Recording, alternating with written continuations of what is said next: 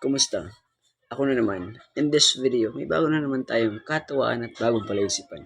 Kagaya ng dati, comment nyo na lang sa comment section yung sagot nyo at magpo-provide ako ng sagot sa description box or sa caption.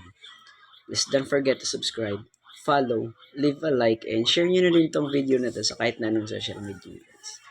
Kahit isang share lang, sobrang malaking tulong na yun sa channel na to.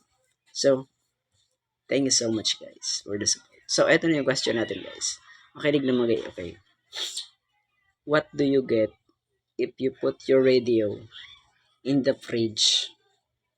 Okay, ulitin ko. What do you get if you put your radio in the fridge?